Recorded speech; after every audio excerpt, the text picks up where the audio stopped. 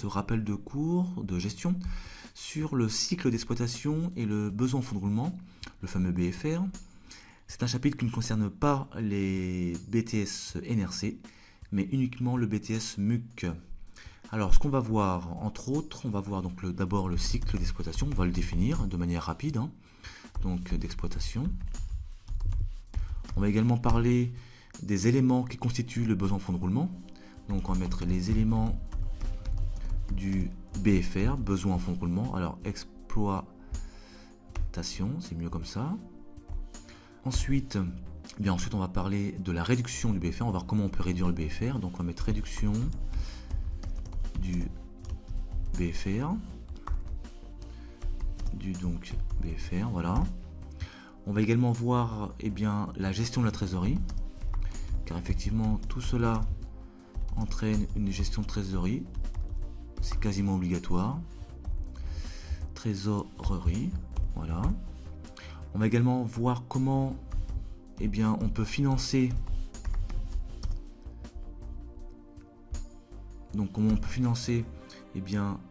le cycle d'exploitation.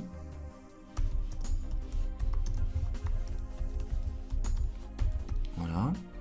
Et on terminera par quelques lignes sur les dates de valeur et les dates d'opération. Voilà pour le plan. Bien, on va commencer donc par le cycle d'exploitation. On va rapidement le définir. Donc, le cycle d'exploitation, qu'est-ce que c'est? En fait, c'est la répétition, d'opérations commerciales telles que les achats, les ventes, pendant une période donnée, on va dire ça comme ça. Généralement, donc, on appelle cela l'exercice comptable, qui est une période de 12 mois, qui n'est pas forcément calquée sur l'année civile. Ça peut être bien sûr du mois de janvier au mois de décembre, mais ça peut être bien sûr aussi du mois de février au mois de janvier, ou alors du mois de mars au mois de février. Donc on va mettre ça pour l'instant. On va donc définir ce fameux cycle d'exploitation. On va l'écrire. Donc le voici.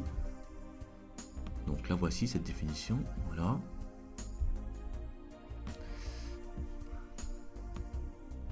Comme ça, ce sera mieux.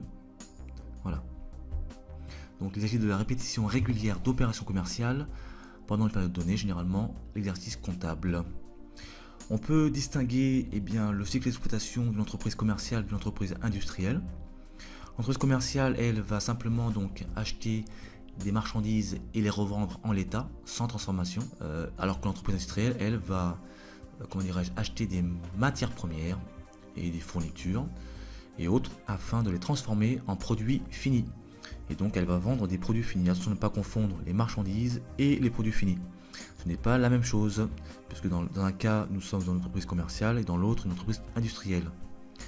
Bien entendu, une entreprise peut être mixte.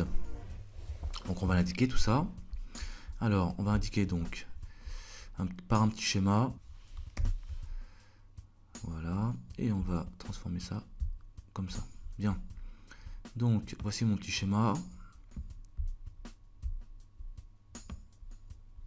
Qu'on va indiquer comme ça. Voilà. Donc ici on a bien les marchandises et alors éventuellement du stock. C'est plus probable, je dirais, pour l'entreprise industrielle. Donc ici on achète des marchandises, on les revend, alors que l'entreprise industrielle c'est plutôt les matières premières pour fabriquer donc des produits finis. Donc attention à ne pas confondre. On va parler maintenant des éléments du BFR. Alors il y a effectivement plusieurs éléments qui constituent le besoin en fonds de roulement. Il y a d'abord les stocks. Alors il n'y a pas d'ordre, donc il y a d'abord les stocks. Alors effectivement, l'entreprise a besoin de financer son stock. Pourquoi? Parce que celui-ci représente un coût. Effectivement, lorsque vous stockez par exemple vos patates, ça engendre le loyer du local, le personnel qui va s'en occuper, donc les salaires, entre autres, et autres coûts. Donc un stock par définition ça coûte à l'entreprise. Et si la gestion des stocks est négligée ou mauvaise, cela engendre un stock important et donc des coûts encore plus importants. Donc c'est le premier élément du BFR, qui constitue le BFR donc. Alors on va noter ça déjà. Voilà. Hop. Alors, excusez-moi. Hop. Voilà.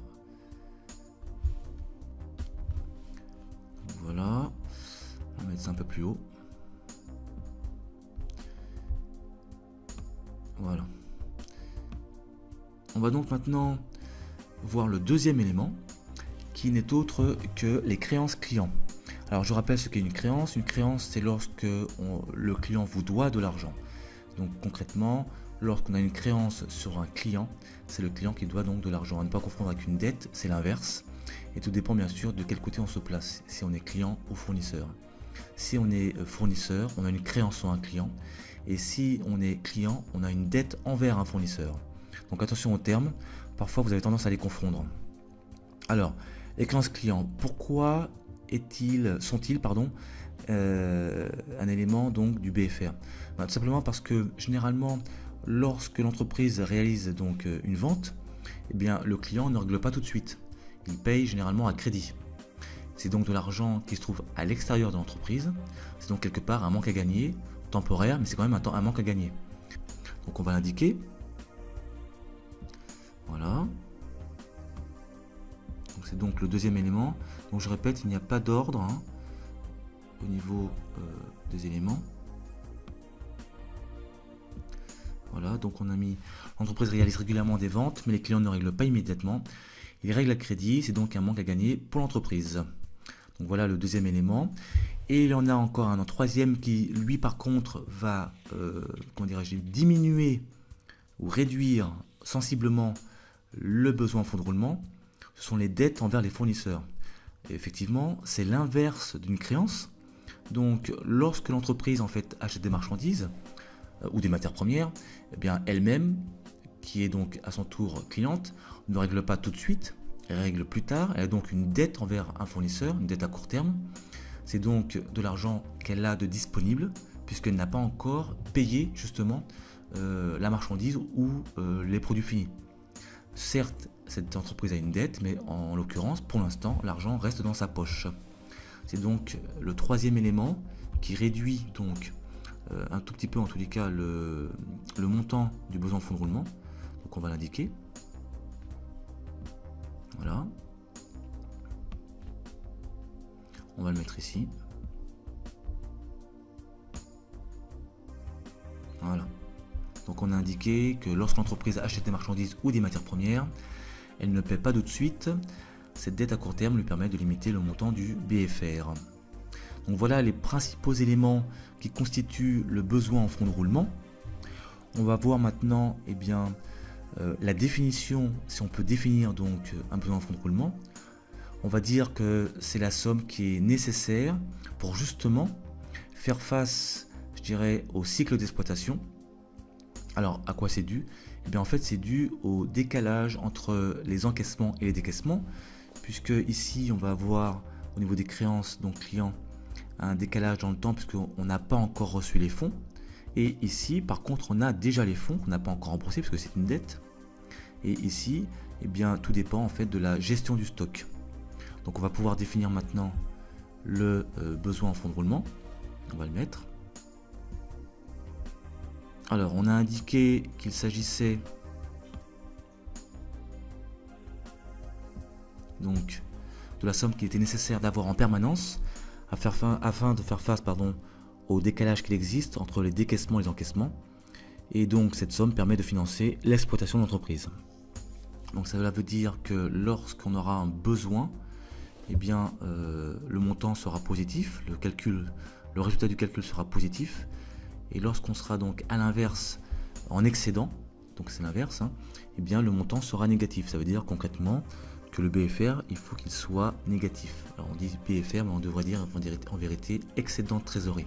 Voilà donc pour la définition du BFR. Maintenant on va voir le calcul. Avec les éléments qu'on vient de voir, donc les créances, les stocks et les dettes, eh bien on va pouvoir indiquer une égalité. Donc on va l'indiquer.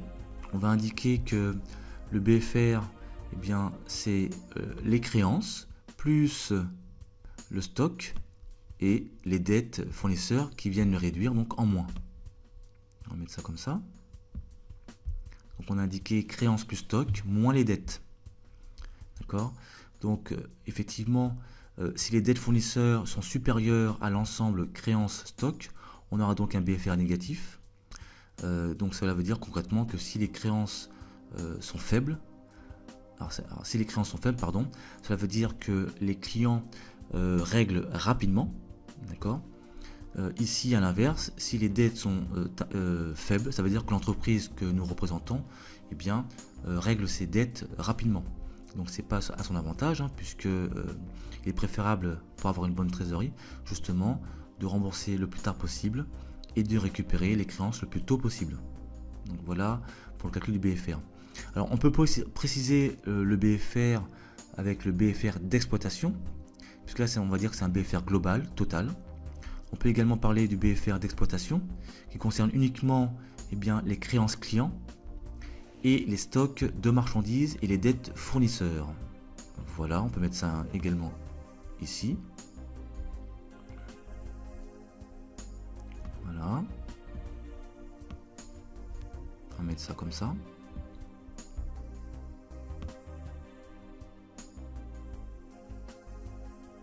Alors, je sais pas si... Non, vous n'allez pas voir comme ça. Donc, on a indiqué ici le BFR d'exploitation. C'est donc la différence entre ces deux calculs, c'est que ici c'est global, ça concerne toutes les créances, tous les stocks et toutes les dettes, alors que là ça concerne uniquement l'exploitation, c'est-à-dire les créances sur les clients, les stocks de marchandises et les dettes fournisseurs. Voilà pourquoi on parle d'exploitation, parce qu'on précise ici que ce sont les fournisseurs, les clients et les marchandises. Parlons maintenant de la réduction du BFR. On va voir comment on peut réduire le BFR. Eh bien, le BFR peut être réduit sous différentes manières. On peut par exemple revoir la gestion des stocks afin que celle-ci soit la plus courte possible. On peut également négocier donc des délais très courts avec ses clients afin d'avoir les encaissements le plus rapidement possible. On peut à l'inverse négocier des délais plus importants avec ses fournisseurs afin de régler le plus tard possible. Voilà, excusez-moi, le plus tard possible. Et finalement, essayer d'agir sur tous les éléments en même temps, c'est-à-dire revoir la gestion des stocks, revoir les délais clients-fournisseurs, tout ça ensemble pour justement réduire ce fameux BFR qui est rarement, je dirais, négatif pour les entreprises. Voilà. On va indiquer ça comme ça. Voilà. Donc voilà pour la réduction du BFR. La première partie de ce chapitre est maintenant terminée. Merci de l'avoir suivi. À très bientôt.